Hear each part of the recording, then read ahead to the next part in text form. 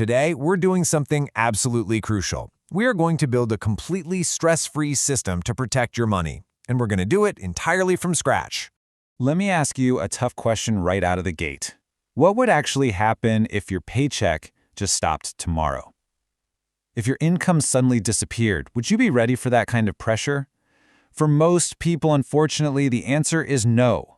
To make sure you never have to panic in that scenario, we're breaking down a simple, 5-step framework to build your safety net from zero. We'll cover the financial safety net, setting your first target, finding the cash, automating your growth, and finally, adopting the saver's mindset. Okay, let's dive right into this. Part 1. The financial safety net, preparing for the unexpected. Look, an emergency fund isn't about getting rich. It's about building a solid buffer. It's a financial safety net that catches you when life inevitably gets messy. Think about it. The car breaks down, a random medical bill shows up, you lose your job, or your laptop completely dies. These aren't maybe problems, right? They're just normal life problems. But without cash on hand, they escalate into severe financial stress incredibly fast. The good news is you don't need a huge salary to get started. That brings us to part 2. Set your first target. Start small, build momentum. Please do not overwhelm yourself with massive goals on day one. Start with a highly achievable first target. Think $500 or maybe $1,000. If that feels like too much, just start with $100. The whole point right now is literally just to create some momentum. Here's the crucial thing to remember.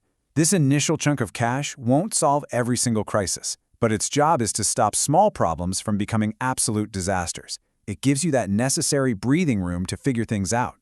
Logistically speaking, you need to open a separate savings account. Don't keep this in your everyday checking account and literally name it emergency fund or safety net right there in your banking app. It's a simple psychological trick, but it absolutely ensures you're never tempted to use that money for daily spending. So if you're starting from actual zero, let's look at exactly where you're going to find this cash in part 3. Finding the cash, where to get the money.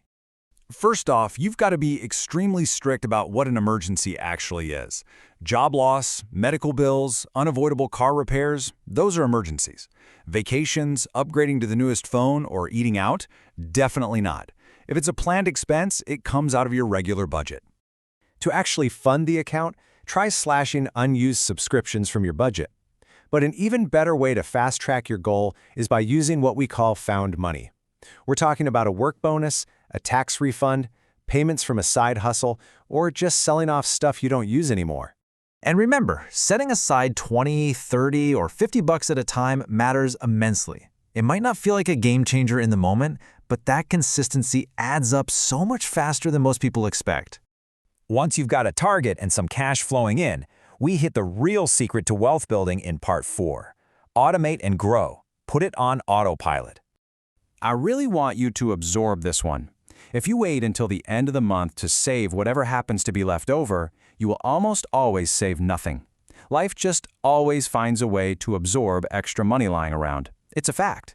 Instead, you need to set up an automatic transfer the exact moment your paycheck hits. Build a really simple budget like this.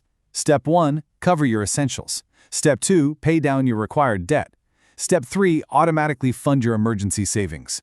And then finally, step 4, whatever is left over becomes your flexible spending. As your financial situation improves, or maybe you get a raise at work, slowly bump up that automated savings rate step by step.